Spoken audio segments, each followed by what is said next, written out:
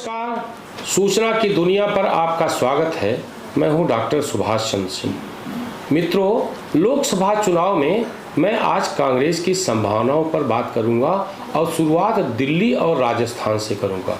कल राजस्थान में प्रधानमंत्री थे और उन्होंने कहा कि दिल्ली में तो ऐसी स्थिति हो गई कि जो कांग्रेस का परिवार है, यानी गांधी परिवार, वो खुद ही कांग्रेस को वोट नहीं दे पाएगा, कारण कि समझौते में वह सीट, लोकसभा की सीट जिसमें गांधी परिवार रहता है, वो आपको चली गई है।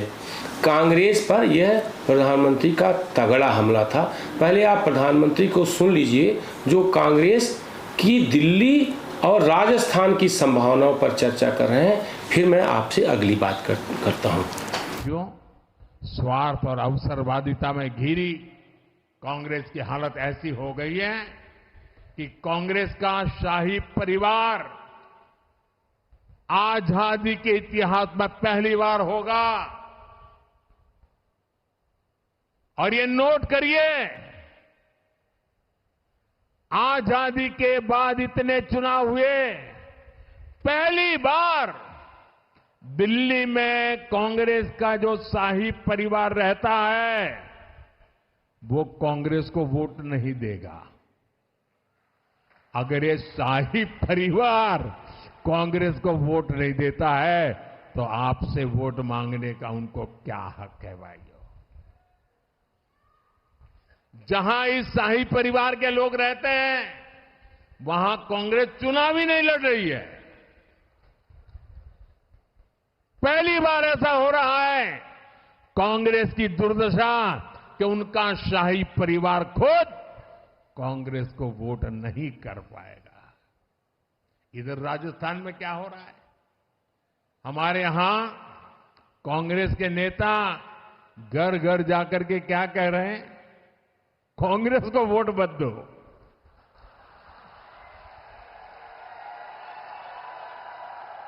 पूरी कांग्रेस पार्टी,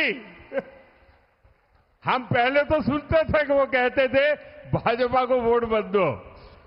यहां पर पूरी कांग्रेस पार्टी घर घर जाके कह रही है कांग्रेस को वोट मत दो।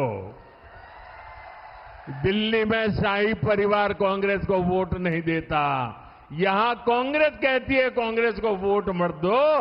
ये हाल है इस पार्टी का, इस पर आप भरोसा कर सकते हैं?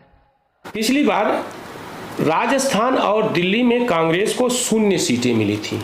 0 का मतलब 26 में 0 और 7 में 0, यानी दोनों जगह उसको कोई सीट नहीं मिलेगी। अब मैं राज्यवार विश्लेषण करता हूं। राज्यवार विश्लेषण यह है कि जम्मू कश्मीर में पिछली बार कांग्रेस को 0 सीट मिली थी। इस बार जो है इंडी गठबंधन, वहां 2 फाड़ है, महबूबा मुफ्ती अलग लड़ रही हैं और गुलाम नबी आजाद कांग्रेस से अलग हो चुके हैं, जो बड़े कद्दावर नेता हैं, इसलिए जम्मू कश्मीर से उसको कोई सीट मिलने की संभावना नहीं है। हिमाचल में पिछली बार भी 0 थी और इस बार भी 0 रहेगी, क्योंकि वहां पर जो है झगड़ा बहुत तेज है। वहां विक्रमादित्य सिंह जो वीरभद्र सिंह के लड़के हैं वो चुनाव जरूर लड़ रहे हैं, लेकिन मुख्यमंत्री सुक्खू उनको जीतने देंगे इस बात की संभावना कम है। वैसे भी राज्यसभा चुनाव में जिस तरह से वहाँ दल बदल हुआ था, कांग्रेस वहाँ पर पहले से कमजोर हो चुकी है। पंजाब में कांग्रेस के लिए थोड़ी संभावना है। 13 में से 8 सीटें जीती थी पिछली बार, लेकिन तब वहाँ पर आपकी दमदार उपस्थिति नहीं थी। इस बार आप वहाँ पर 3/4 बहुमत के साथ विधानसभा में जीती है।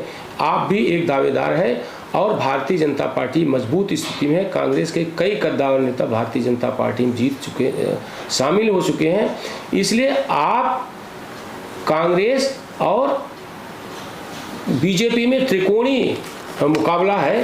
कांग्रेस 8 सीटें तो नहीं जीत पाएगी इस बार। अब मैं आता हूं हरियाणा।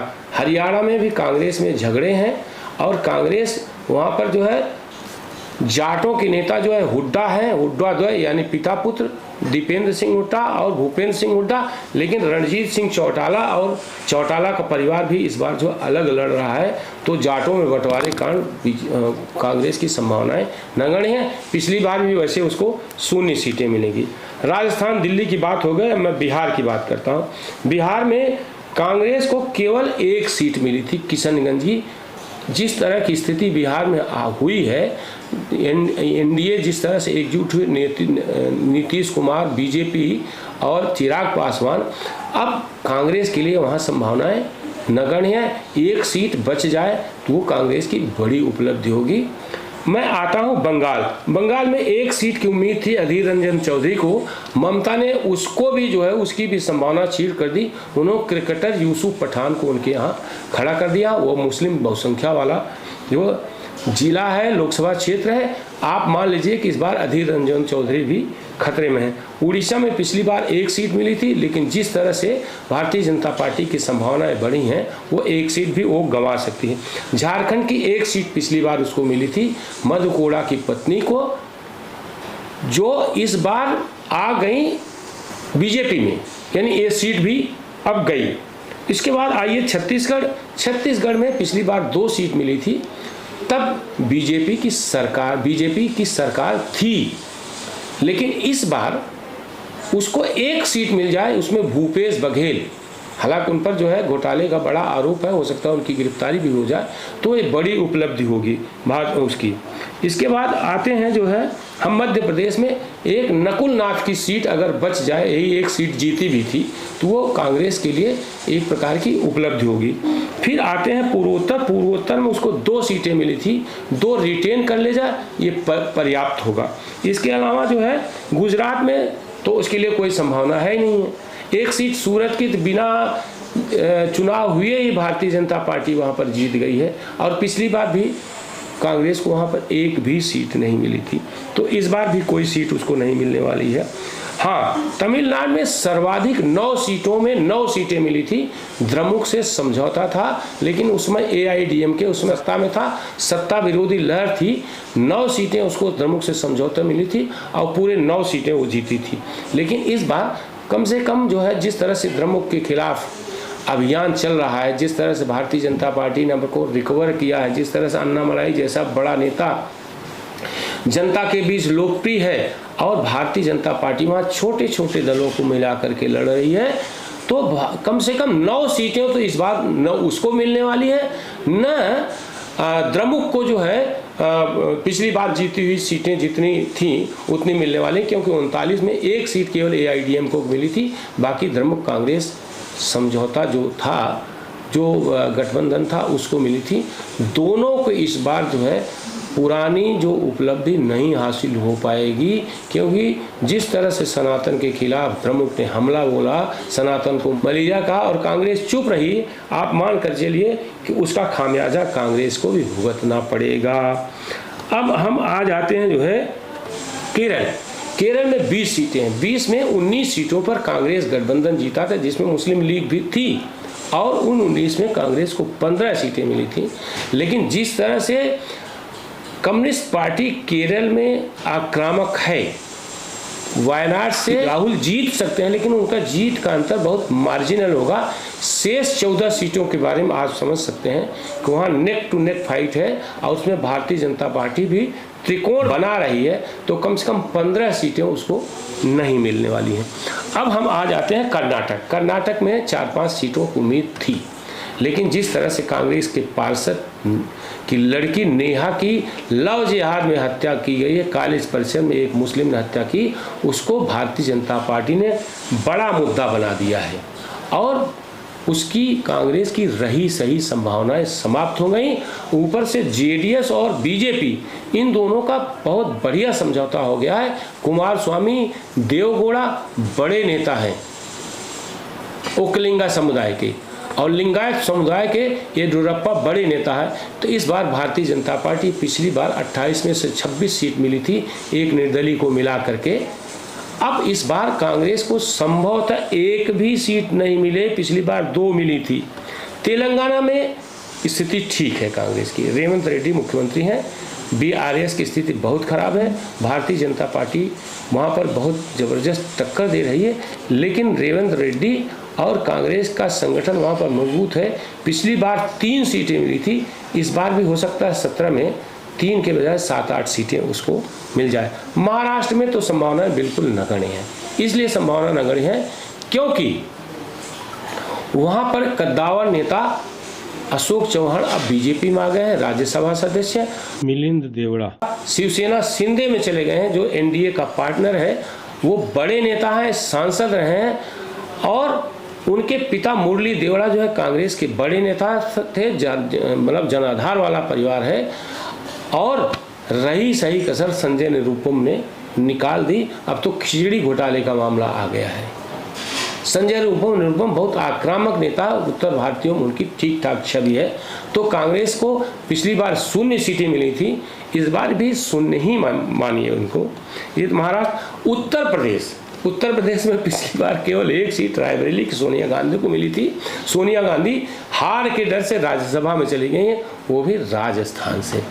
अब वहाँ से अभी मैं अमेठी के दौरे में गया था, कुछ रायबरेली के लोग मिले थे, उन्होंने कहा था अगर प्रियंका गांधी लड़ेंगी तो कांग्रेस टक्कर दे सकती है, जरूरी नहीं कि जीते, अन्यथा वहाँ पर कांग्रेस के लिए कोई संभावना नहीं है। और उत्तर प्रदेश की केवल 1 सीट पर मैं चर्चा करूँगा, वो सीट है अमरोहा की, जो कांग्रेस मजबूत मानकर चल रही है। और वहाँ से उसने बीएसपी के सिटिंग सांसद जो डिफेक्ट करके कांग्रेस में चले गए, उनको दानिश अली को वहाँ उम्मीदवार बनाया है।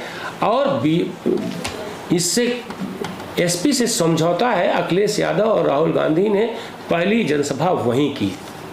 पिछली बार कंवर सिंह तंवर को दानिश अली इसलिए हरा पाए क्योंकि सपा बसपा का मजबूत गठबंधन था और रालोद वहाँ साथ था, वहाँ जाटों की संख्या ठीक ठाक है। इस बार रालोद बीजेपी के साथ है, सपा बसपा गठबंधन एक है, कांग्रेस और सपा एक साथ है, जिसमें कांग्रेस के लिए तो कोई संभावना है नहीं। सपा के वोट कितना मिल पाएंगे ये देखने की बात है। और दूसरा है कि मायावती ने वहाँ से दानिश अली को के जाने के बाद उसने मुजाहिद हुसैन को टिकट दे दिया है। और मायावती वहाँ जाकर कहीं भी हैं कि ठीक है, एक मुसलमान को मैंने टिकट दिया, उसको आपने जितवाया, वो चला गया, उसको टिकट मैंने नहीं दिया, लेकिन आपका अपमान नहीं होने दूंगी, इसलिए मैंने आपकी जात बिरादरी के व्यक्ति मुजाहिद हुसैन को टिकट दिया है। तो भारतीय जनता पार्टी की जीत की संभावना है। वहाँ बीएसपी बना रही है मुस्लिम वोटों का बंटवारा करके। वैसे भी कंवर सिंह तंवर 14 में जीते थे, 19 में हारे थे, 2024 में 10 साल बाद उनके जीत की संभावनाएं हैं। 17 सीटों पर लड़ रही है। इन्हीं 2 सीटों पर कांग्रेस थोड़ा टक्कर दे रही है, लेकिन उसकी जीत की संभावनाएं क्षीण है। अब एक मुद्दा कह करके, एक मुद्दे पर चर्चा करके मैं इस चर्चा को समाप्त करूंगा, इस बहस को समाप्त करूंगा। 2014 में हारने के बाद कांग्रेस ने AK एंटनी के नेतृत्व में एक कमेटी बनाई थी। उस कमेटी ने विश्लेषण किया था कि 2014 में कांग्रेस की हार का प्रमुख कारण उसकी मुस्लिम परस्त छवि बन गई। उस मुस्लिम परस्त छवि को हटाना चाहिए, लेकिन कांग्रेस तो हो सकता है चाहती हो, लेकिन राहुल गांधी सब गुड़ गोबर कर दे रहे हैं और वो मुस्लिम वोटों के चक्कर में इतना अधिक पड़ गए हैं कि हिंदुओं का एकमुश्त वोट जो है वो कांग्रेस के बाहर चला गया है। अभी जो घोषणा पत्र है उसमें जिस तरह से उन्होंने वायदे किए हैं अल्पसंख्यकों के लिए, विशेष मुसलमानों के लिए, उस वक्त भारतीय जनता पार्टी आक्रामक हो गई। एक एपिसोड मैंने इसके पहले कल बनाया भी था, उसको आपने देखा होगा। पर विशेष रूप से प्रधानमंत्री नरेंद्र मोदी, गृहमंत्री अमित शाह और उत्तर प्रदेश के मुख्यमंत्री योगी आदित्यनाथ पूरी तरह से उस घोषणा पत्र पर हमलावर हैं और कांग्रेस बैक फुट पर है। तो जो मैंने विश्लेषण किया, इसमें कुल मिलाकर के जो स्थिति बन रही है वो 1984 जैसी बन रही है, जिसमें कांग्रेस को 414 सीटें मिली थी और विपक्ष में सबसे बड़ी पार्टी आंध्र प्रदेश की तेलुगु देशम थी। नंदमूरी तारक रामाराव को उसको संयुक्त आंध्र प्रदेश की 42 में से 38 सीटें मिली थी, यानी सबसे बड़ा विपक्षी दल वही था। इस बार मुझे लगता है कि जो नरेंद्र मोदी ने नारा दिया है बीजेपी 370 और एनडीए 400 पार, तो विपक्ष के बारे में ये कहा जा सकता है जब एनडीए को 400 मिलेगा तो विपक्ष की सबसे बड़ी पार्टी कांग्रेस अगर 40 पार कर जाए तो आश्चर्य होगा। वैसे भी ममता बनर्जी ने चैलेंज कर दिया है कि अगर कांग्रेस 40 सीटें जीत कर दिखाए, उसको चैलेंज किया कि आप 40 सीटें जीत करके दिखाओ पूरे देश में, तो ऐसा न हो ममता बनर्जी की भविष्यवाणी सच साबित हो जाए तो आश्चर्य नहीं करना चाहिए। इस एपिसोड में बस इतना ही। आप लोगों से अनुरोध है कि जो लोग भी सूचना की दुनिया को देख रहे हैं, जिन्होंने सब्सक्राइब नहीं किया है वो सब्सक्राइब करें, बेल आइकन दबाएं, लाइक करें, कमेंट करें और शेयर करना न भूलें। आप सभी लोगों का बहुत बहुत धन्यवाद। आप इस YouTube चैनल को लाइक करिए, सब्सक्राइब करिए, कमेंट करिए और शेयर जरूर करिए।